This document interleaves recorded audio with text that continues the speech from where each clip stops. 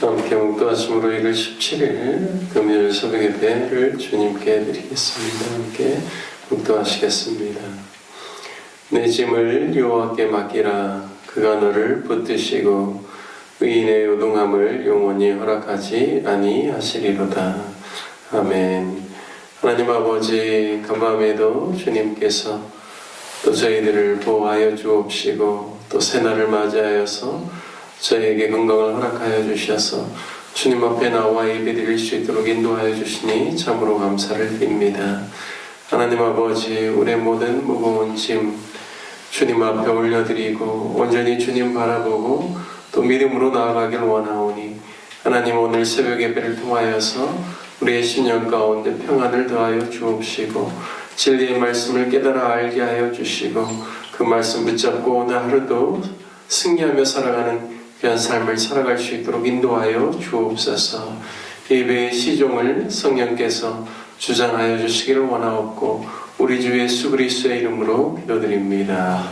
아멘. 찬송가 264장, 통일 찬송가 198장 정결하게 하는 셈이 찬송하신 후에 최서영 사모님 대표로 기도해 주시겠습니다. 찬송가 264장 통일 찬송가 198장입니다.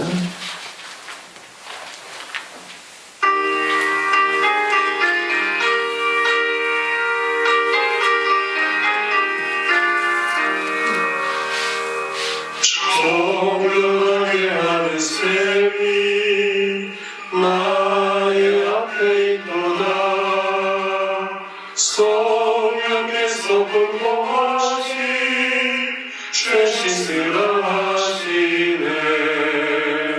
찬양하리 찬양하리 주님 당하노리냐. 주께 영광 돌리오라. 우리 죄를 씻어주셨네. 나의 가는 길이 좁고 내 뜻대로 안 되도 모든 욕심 다 버리고 주만 따라가겠네. 찬양하리 찬양하리 주님 당하노리냐. 주께 영광 돌리오라. 우리 죄를 씻어주셨네. 나의 마음 제단 위에 물길같이 타올라. 영원토록 찬양하며 주께 영광 돌리네. 찬양하리 찬양하리 주님 당하노리냐. 주께 영광 돌리오라. 우리 죄를 씻어주셨네. 한량없는 주의 은혜 나를 영접하셨네. 내가 지은 모든 죄와 법을 용서하셨네. 찬양하리 찬양하리 주님 당하노리냐. 주께 영광 돌리오라. 우리 죄를 씻어주셨네. 성부 하나님께 영광, 성자 예수께 영광, 성령님께 또한 영광 모두 돌려드리세. 찬양하리 찬양하리 주님 당하노리냐. 주께 영광 돌리오라. 우리 죄를 씻어주셨네.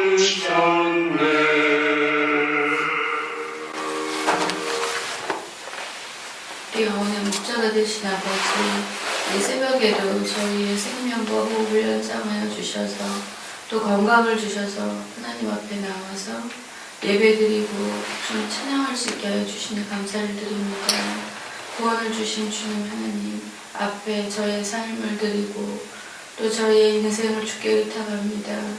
주님 먼저 기도하는 것은 저의 죽은 행실들, 지은 죄악들 아버지 용서하여 주시고 주님의 보혈로 깨끗하게 하여 주시옵소서.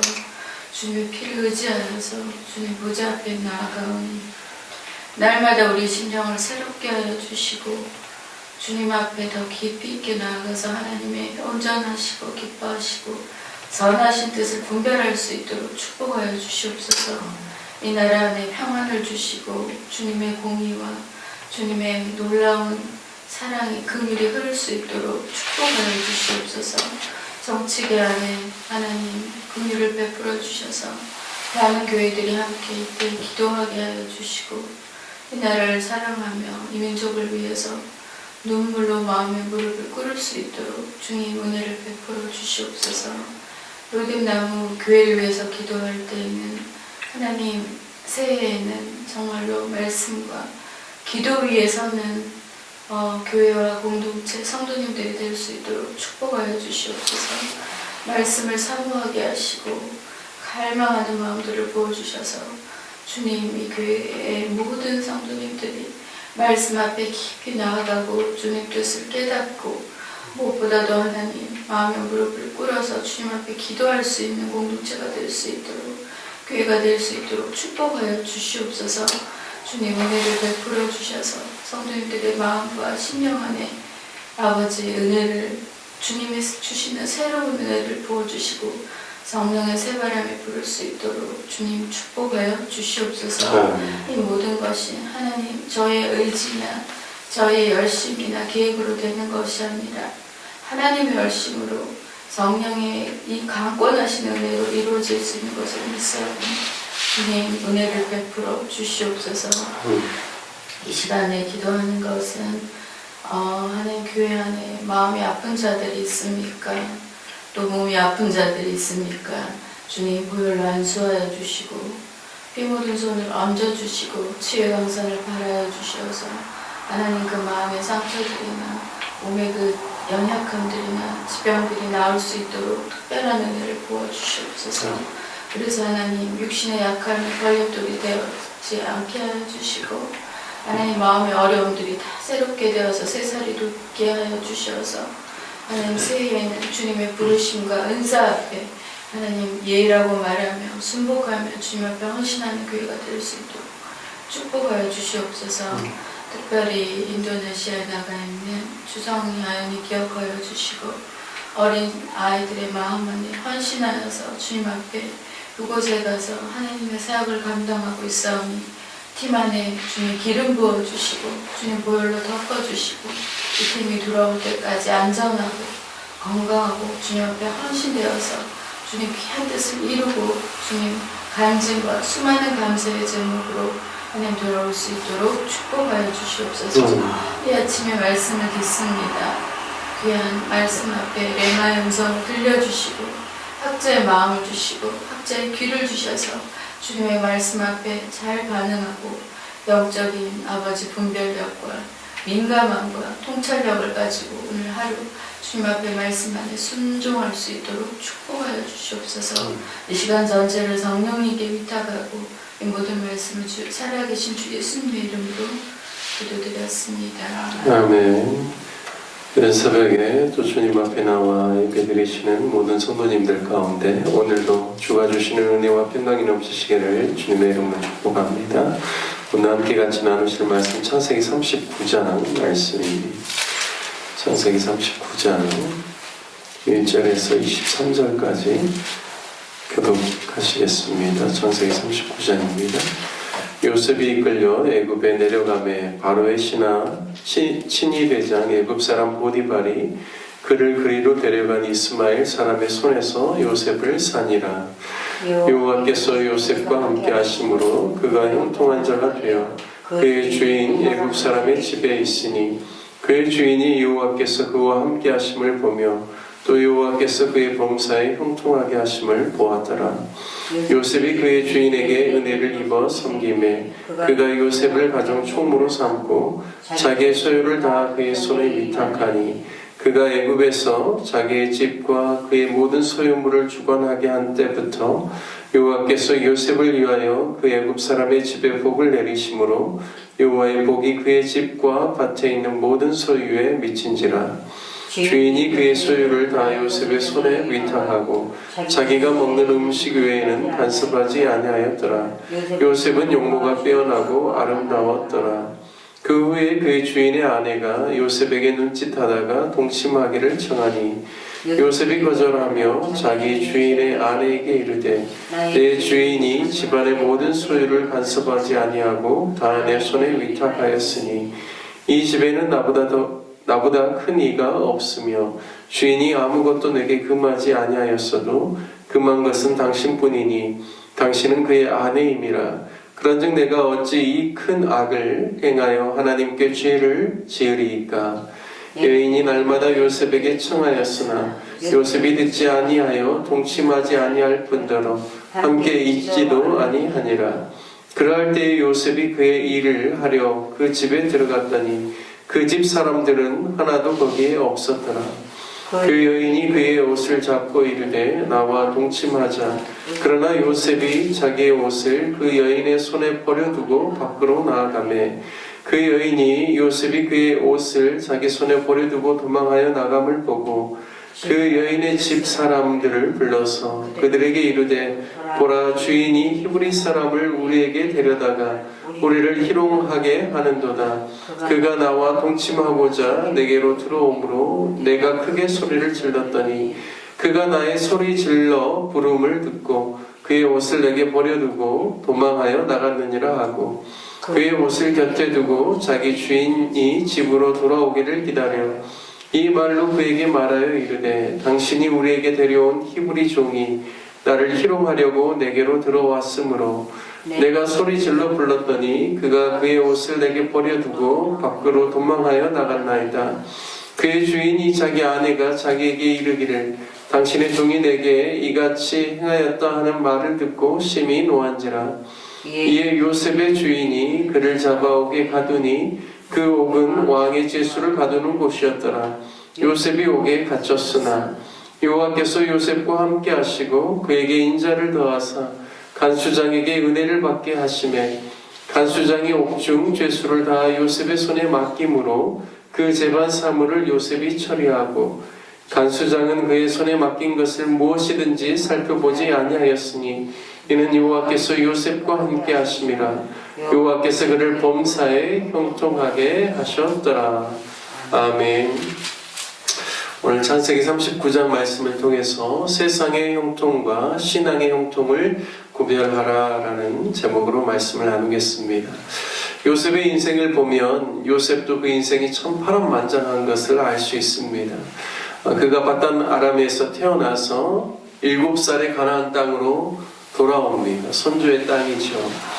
그의 나이 7세면 아버지의 나이는 98세이고 또 야곱과 이삭의 나이가 60세 차이가 나기 때문에 이삭은 158세입니다. 그래서 그가 가나안 땅으로 요셉이 들어왔을 때 그의 할아버지 이삭도 생존해 있었다는 사실을 우리가 염두에 둘 필요가 있습니다. 이삭의 생애가 180세입니다. 그래서 요셉이 17세에 그가 꿈을 꾸고 그리고 형들에게 팔려서 애굽으로 가는데요. 이삭이 당시는 168세입니다. 그래서 이삭이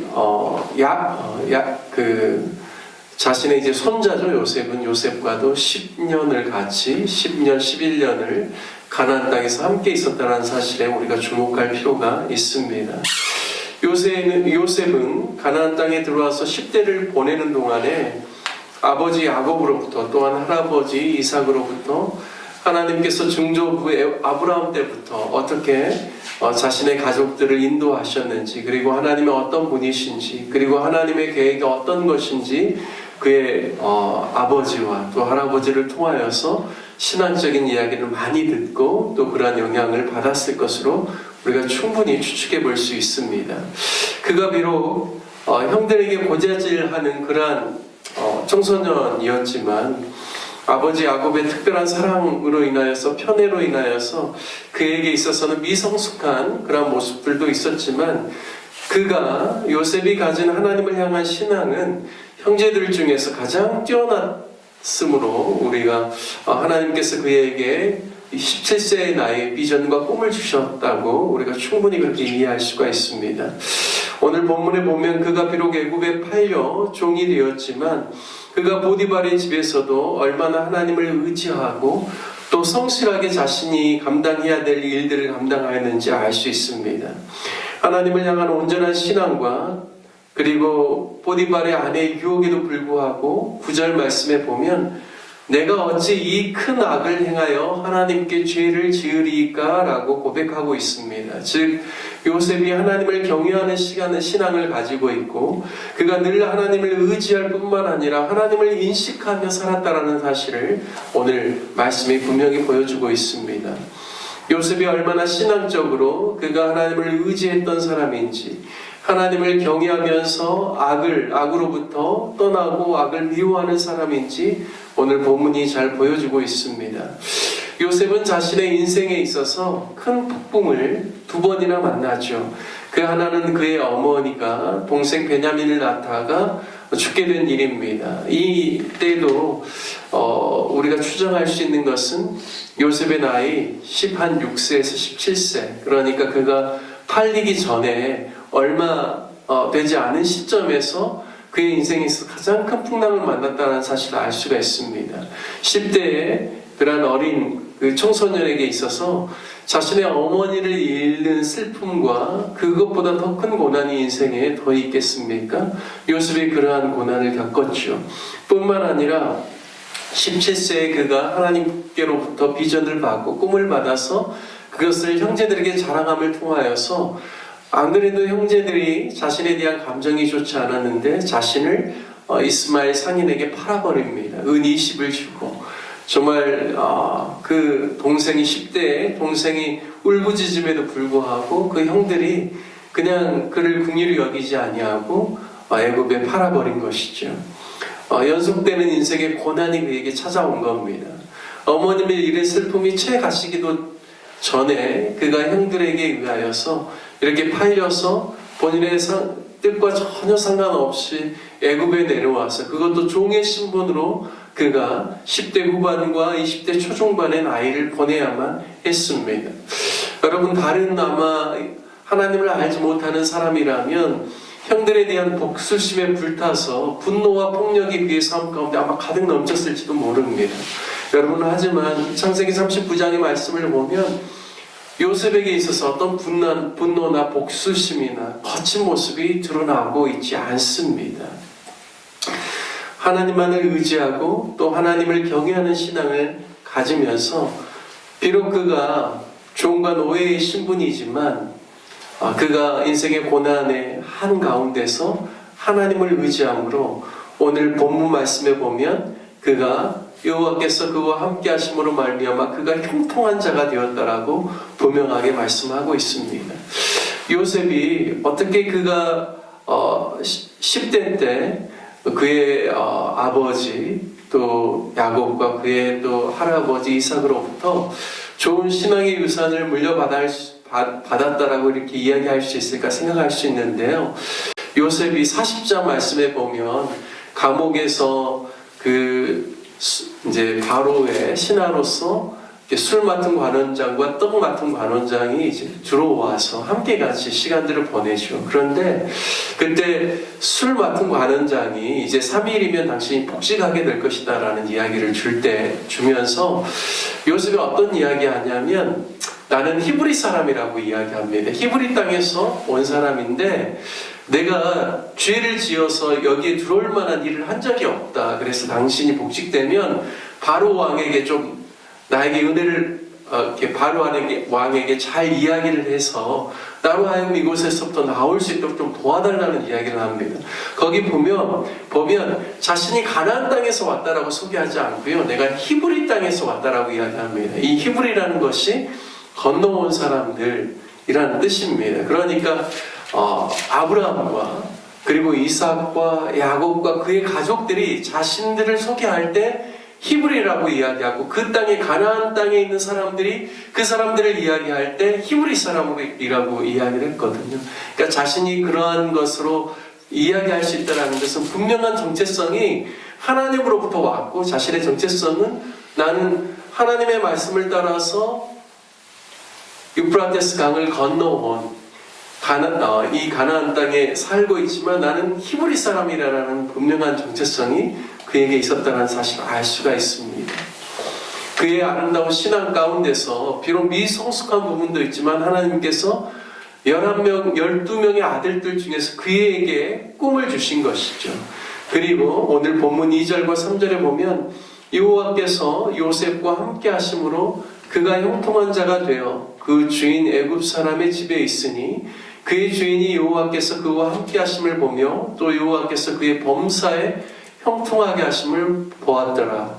저는 참 이 말씀이 늘 마음 가운데 다가오고 은혜가 됩니다. 왜냐하면 요셉이 가장 인생의 밑바닥이라고 할 수 있는 종의 신분으로서 살아가고 있는 그런 삶 가운데 오늘 본문에 보니까 여호와께서 요셉과 함께 하심으로 그가 형통한 자가 되었다라고 말씀합니다. 영어 NIV 성경에서는요, 여기 첫 번째 나와 있는 형통한 자에 대해서 prosper라는 번영하다라는 단어를 씁니다. 그리고 그의 주인 애굽 사람의 집에 있으니 그 주인이 여호와께서 그와 함께 하심을 보며 또 여호와께서 그의 범사에 형통하게 하심을 보았더라. 여기에서는 success라는 표현을 씁니다. 성공이라는 단어를 쓰고 있죠. 그러니까 요셉이 지금 전혀 인간적인 눈으로 보기에는 번영한 삶도 아니고 그리고 성공한 사람, 그런 사람의 형편에 있는 것도 아니지만 여호와께서 하나님을 경외하고 하나님을 의지하는 그 요셉에게 함께 하심을 통하여서 그의 삶 자체가 이미 형통한 자가 되었고 하나님께서 복을 주심으로 말미암아 그가 이미 번영한 자가 되었다라는 사실을 이야기해주고 있습니다. 그래서요, 하나님의 함께 하심 가운데서 그가 형통한 자가 되어 그의 주인의 눈에도 요셉이 하는 그 모든 것 가운데 하나님의 복을 주심으로 말미암아 모든 일들이 잘 되고 형통케 된다라는 사실을 그 주인 보디발도 알게 되었던 것입니다. 그래서 요셉이 하는 일마다 그가 뭐 집 안에서 하는 일이든 집 밖에서 하는 일이든 여호와께서 범사에 그와 함께 하시고 복을 주심으로 말미암아 형통한 것을 그 집안에 있는 모든 사람들이 보고 알게 되었고 그 주인 보디발도 알게 되었죠. 그래서 그 집의 집안의 모든 사물을 가정총무로 그를 삼고 다 그에게 위임했다라는 사실을 오늘 본문이 우리에게 보여주고 있습니다. 여러분, 세상에서는 성공이나 번영이 많은 재물을 가지고 또 자신이 목표한 바를 이룰 때 그것을 가리켜서 성공한 사람이다라고 이야기를 합니다. 하지만 성경에서 이야기하는 성공의 기준, 번영의 기준은 무엇인가? 사람의 어떤 상황과 형편과 상관없이 그가 하나님과 함께 하는가? 하나님이 그와 함께 하시는가? 하나님께서 그의 삶 가운데 역사하시는가가 바로 형통과 번영의 기준이라는 사실을 오늘 성경이 우리에게 보여주고 있습니다. 요셉은 전혀 인간적인 눈으로 보기에는 형통한 삶 가운데 있지 않지만 하나님의 눈으로 볼 때는 그가 이미 하나님의 다루심 안에 하나님의 역사 가운데 하나님의 준비하시는 그 모든 과정 가운데 들어와 있고 이미 그가 눈으로 보여지지는 않지만 하나님의 눈에는 성공한 그러한 삶을 이미 살고 있다는 사실을 오늘 성경이 우리에게 말해주고 있습니다. 이것이 바로 정말 성공의 기준이 어떠한 것인지 세상과 또 성경의 이 다른 점인 것을 오늘 우리가 말씀을 통해서 깨달을 수가 있습니다. 여러분, 우리는 신앙이 먼저이고 세상의 성경이 먼저이지 않다라는 사실을 우리가 기억해야 됩니다. 신앙이 먼저 그리고 성공은 따라오는 것이죠. 그런데 신앙생활을 하면서도요, 우리가 이것을 헷갈릴 때가 있죠. 그래서 때로는 우리 주변에 있는 사람들 또 자녀들에게 우리가 신앙적인 올바른 기준을 제시를 하지 못할 때가 있습니다. 우리가 이제 간혹 고3이 되면 그런 이야기 하죠. 내가 대학이 지금 눈앞에 있기 때문에 잠시 1년 동안 좀 신앙생활 교회 나가는 거 좀 쉬고 주일날에도 열심히 학원 다니면서 공부해서 대학 가면 이제 열심히 교회 다녀라. 이렇게 신앙의 지침을 주는 부모님들도 간혹 있습니다. 그런데요, 그것은 성경적이지 못하죠. 왜냐하면 세상의 성공을 바라보고 신앙을 잠시 중단하라고 하는 것은 결국에는 자녀의 인생의 신앙 생활을 망치는 게 되는 것입니다. 우리가 이러한 예들이 많죠. 어떤 시험을 앞두고 또 또 자신의 어떤 출신의 어떤 그런 그 승진이라든지 어떤 자신의 인생의 어떤 중요한 목표를 앞두고 신앙적인 것을 잠깐 포기하고 성공하고 난 다음에 신앙생활을 하면서 하나님의 영광을 나타내야지 이렇게 생각할 때가 종종 있다라는 것이죠. 그런데 이것은 사단이 주는 유혹입니다. 성경은 무엇보다도 세상의 성공이 먼저가 아니라 신앙이 먼저다라고 말씀하고 있습니다. 하나님과 함께하는 삶을 계속해서 우리가 유지하며 나아갈 때 세상의 성공도 그냥 따라오는 것이죠. 우리의 목표는 세상의 성공을 향해서 나가는 것이 아니라 하나님과 함께하심, 하나님과 동행하심, 하나님과 더불어서 하나님께서 주신 그 사명을 감당하는 그러한 삶을 살 때 정말 하나님께서 영광을 받으실 뿐만 아니라 우리의 삶 가운데 복을 주시고 번영과 형통, 성공의 삶으로 인도해 주신다는 사실을 오늘 말씀을 통하여서 우리가 깨닫고 우리가 가정에서, 직장에서, 삶의 모든 영역 가운데서 신앙적인 가치관을 따라서 살아가는 저와 여러분 되시기를 주님의 이름으로 축복합니다. 함께 같이 말씀 적용하며 기도하기를 원합니다. 모든 상황 속에서 주님과 함께하는 삶, 하나님의 임재를 경험하는 삶, 또 주님과 동행하는 삶을 살아갈 수 있기를 위해서 기도하기를 원합니다. 주님이 주신 형통의 복을 누리고 또 우리 주변에 있는 많은 사람들에게 하나님께서 우리와 함께 하심으로 말미암아 형통케 하심이 사람들에게 보여지는 귀한 은혜가 우리의 삶 가운데도 충만하게 임할 수 있기를 위해서 기도하기를 바랍니다. 우리 교회를 위해서 기도할 때는 오늘은 특별히 교회 주변에 가난하고 소외된 주민들을 위해서 기도해 주시고 또 외국인들을 위해서, 그래서 저들에게 구제사역과 선교사역이 우리 로뎀나무교회를 통해서 일어나서 지역사회에 복음을 전하는 일 가운데 귀하게 쓰임받을 수 있기를 위해서 기도해 주시고 또 인도네시아에서 선교사역 감당하고 있는 아연이와 또 주선이를 위해서 기도해 주시기를 바라겠습니다. 우리 다 같이 주님의 이름 한번 부르신 후에 기도하겠습니다. 주여